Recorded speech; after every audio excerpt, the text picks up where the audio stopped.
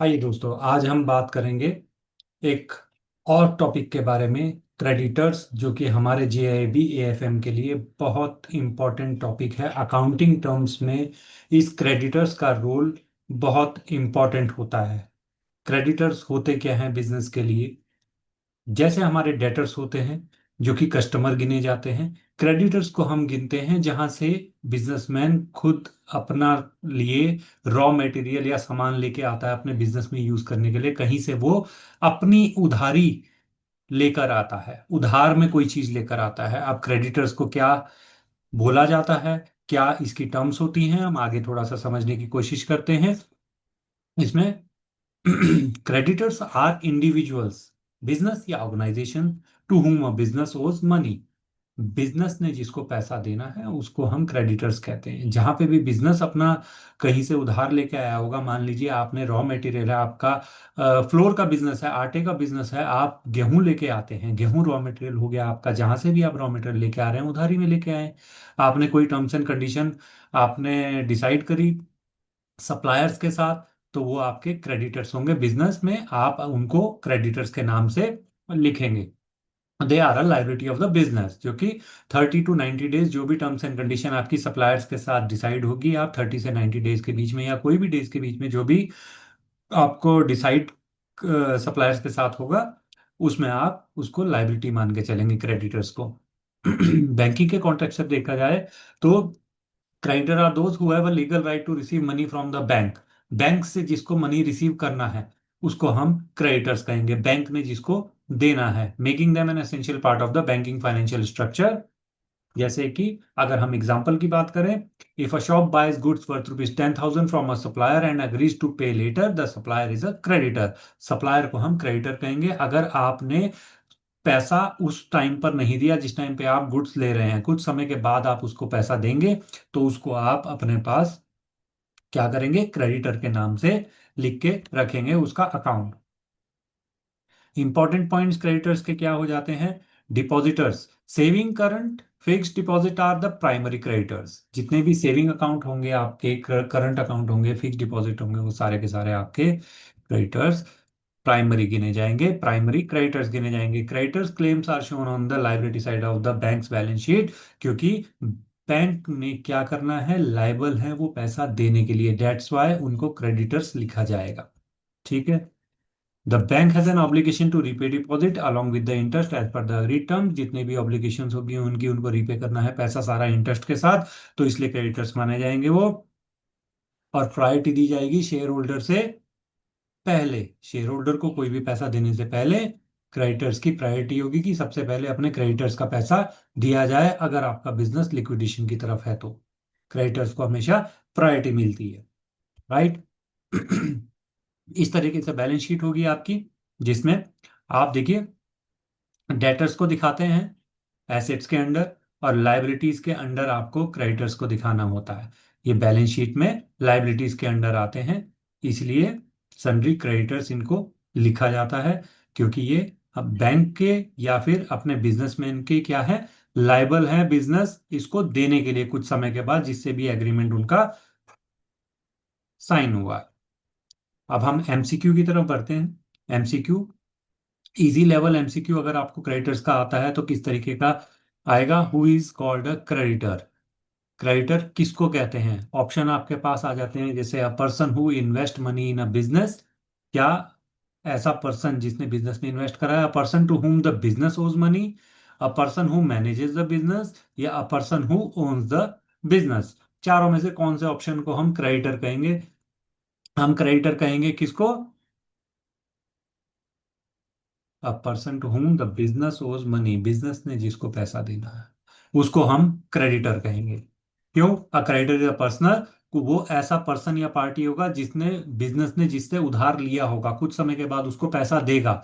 ठीक है, ये टर्म्स एंड कंडीशन आपकी डिसाइड हुई होंगी सप्लायर्स के साथ, इसलिए बिजनेस ने उस पैसे को देना है कुछ समय के बाद, इसलिए उसको वो क्रेडिटर के नाम से अपने पास अकाउंट्स बना के रखेगा।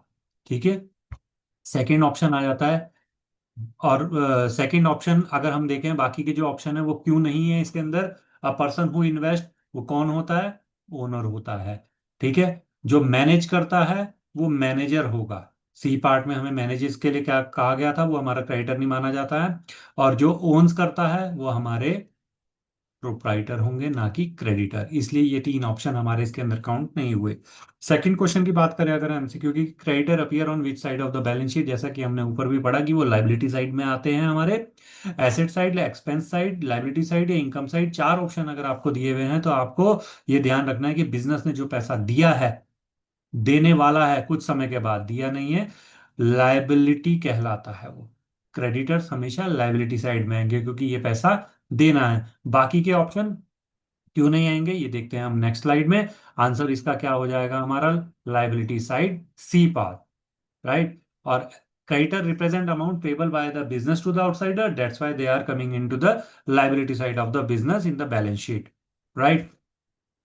एसेट्स क्या होती हैं, जो बिजनेस ओन करता है, और लाइबिलिटीज क्या होती हैं, जो बिजनेस ओज करता है, जिसको देना है, राइट।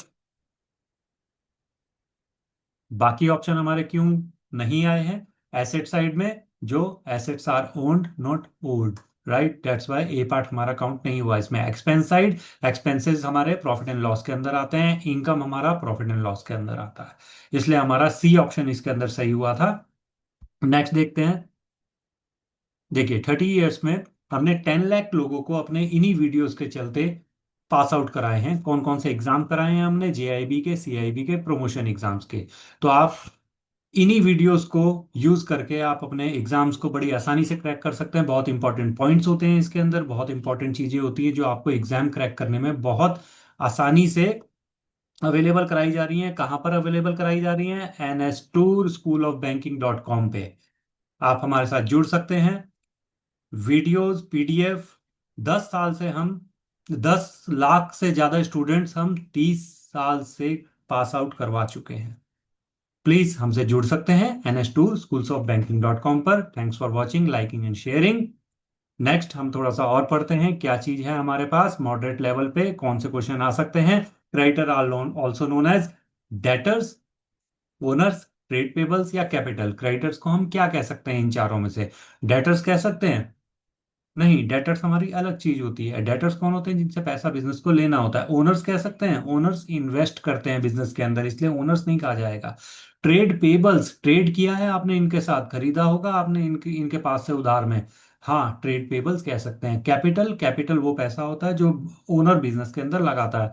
तो ऑप्शन हमारा जो होगा इसमें सी पार्ट होगा, ट्रेड पेबल्स। ट्रेड पेबल्स हमारा करेक्ट आंसर है, बाकी के नहीं होंगे। Creditor are the person to the parties whom the business has to pay for goods and services purchased on the credit. In accounting, such amounts payable to supplier are called trade payables, जहां से आप उधारी में लेके आए हैं, right. Why other options are correct, जैसा कि ऊपर समझाया गया कि डेटर्स जो होते हैं वो बिजनेस में पैसा लगाते हैं, ओनर जो होते हैं कैपिटल प्रोवाइड करते हैं। कैपिटल क्या होती है, ओनर के द्वारा प्रोवाइड किया गया फंड जो बिजनेस के अंदर हम लगाते हैं और बिजनेस के ऑपरेशंस चलते हैं। नेक्स्ट क्वेश्चन देखते हैं हम। नेक्स्ट एमसीक्यू में हम समझते हैं क्या आता है। When goods are purchased on credit which account is credited. जब गुड्स हम उधार में लेके आते हैं तो कौन सा अकाउंट हमारा क्रेडिट होता है, cash account, purchase account, creditor account या सेल्स अकाउंट। कैश अकाउंट होता है या परचेज अकाउंट होता है या क्रेडिटर अकाउंट होता है या सेल्स अकाउंट। इन चारों में से कौन सा ऑप्शन हमारा सही होगा जब हम गुड्स उधार में खरीद के लेके आएंगे। देखिए जब परचेज करता है बिजनेस कोई भी गुड्स, तो हमारी एंट्री क्या बन जाती है, परचेजेस अकाउंट डेबिट हो जाता है, ठीक है। और ये अगर कैश में हुआ है तो कैश आ जाता है, और अगर नाम से हुआ है तो नाम आ जाता है यहाँ पे, ठीक है। अब ये पूछना है कि क्रेडिट किसको करोगे, कैश को, नहीं, कैश को नहीं करेंगे क्योंकि क्रेडिट की बात हो रही है। परचेज अकाउंट को नहीं, क्योंकि परचेज अकाउंट तो डेबिट हो रहा है। क्रेडिटर्स अकाउंट को, हाँ जी, क्रेडिटर्स अकाउंट को हमें क्रेडिट करना पड़ेगा क्योंकि नाम हम ले रहे हैं यहाँ पे। सेल्स अकाउंट नहीं हो रहा है, सेल्स नहीं हो रही है हमारी, परचेज हो रही है, तो हमारा सी ऑप्शन यहाँ पे जो होगा बिल्कुल करेक्ट होगा क्वेश्चन नंबर 4 में। सी ऑप्शन हमारा बिल्कुल सही है। जैसे कि गुड्स हमने परचेज करी क्रेडिट पे, receive goods, purchase account is debited and ओज मनी टू द सप्लायर, जितना भी होगा वो क्रेडिटर्स का अकाउंट हम जो है क्रेडिट कर देते हैं। एंट्री हमारी परचेजेस टू क्रेडिटर अकाउंट बन जाती है, ठीक है। आई होप ये सारे के सारे ऑप्शन आपको क्लियर हो रहे हो। Why other option are incorrect, जैसा कि ऊपर बता दिया, कैश में कैश परचेज कर रहे हैं, परचेज अकाउंट हमारा डेबिट हो रहा है इसलिए क्रेडिट नहीं होगा। सेल्स अकाउंट, क्योंकि सेल्स हमारी हो नहीं रही है, परचेज कर रहे थे हम क्रेडिट में। ठीक है। मल्टी स्टेटमेंट अगर क्वेश्चन आपके पास आता है क्रेडिटर्स का तो किस तरीके से आ सकता है? Consider the following statement. पहला स्टेटमेंट कहता है creditors provide goods on services on credit. Creditors provides goods और सर्विसेज ऑन क्रेडिट, उधारी में देते हैं क्रेडिटर। सेकंड है creditors are shown in the asset side in the balance sheet. दोनों में से कौन सा सही हो सकता है? पहले वाला सही है क्योंकि हमें उधारी देते हैं। ठीक है। सेकंड वाला बैलेंस शीट में एसेट साइड नहीं, ये गलत है। यानी कि फर्स्ट ऑप्शन इज हमारा बिल्कुल करेक्ट है। ऑप्शन में हमें क्या कह रहे हैं कि बताइए दोनों स्टेटमेंट सही है? नहीं। Both statement are false? नहीं, ऐसा भी नहीं है। One is true, statement two is false, बिल्कुल सही, ये ऑप्शन हमारा सही है। वन इज फॉल्स ये गलत है, यानी कि सी पार्ट हमारा बिल्कुल सही होने वाला आंसर है कि हमारा फर्स्ट स्टेटमेंट जो है करेक्ट है, सेकंड वाला हमारा गलत है। एसेट नहीं लाइबिलिटीज होता है क्रेडिटर्स। आंसर देखते हैं। आंसर हमें क्या बताता है कि statement one is true, statement second is false. जैसा कि हमने एक्सप्लेनेशन ऊपर पढ़ ली है कि पहले वाला जो है सप्लायर्स हमें उधारी देते हैं इसलिए हमारा सही है आंसर, और सेकंड वाला लाइबिलिटी होती है, एसेट नहीं होती है। ठीक है। तो ऑप्शन हमारा सी बिल्कुल सही था।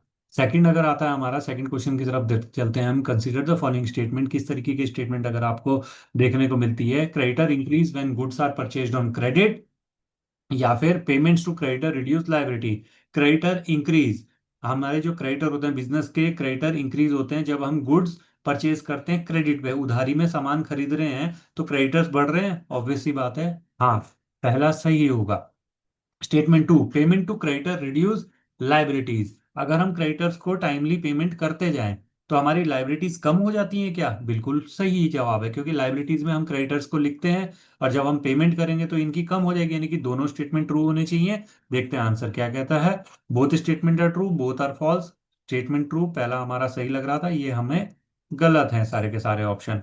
तो देखते हैं ए पार्ट हमारा आंसर सही है, बिल्कुल सही। बोथ स्टेटमेंट आर ट्रू, दोनों हमारे सही आंसर है। Explanation, when a business buy goods on credit it owes money to the creditor so the creditor liability increase। ठीक है। और जब हम पेमेंट कर देते हैं तो वो डिक्रीज हो जाती है। ठीक है। आई होप आपको ये सारे के सारे ऑप्शंस, सारे एमसीक्यूज और क्रेडिटर्स का कॉन्सेप्ट समझ में आया हो। Thank you very much.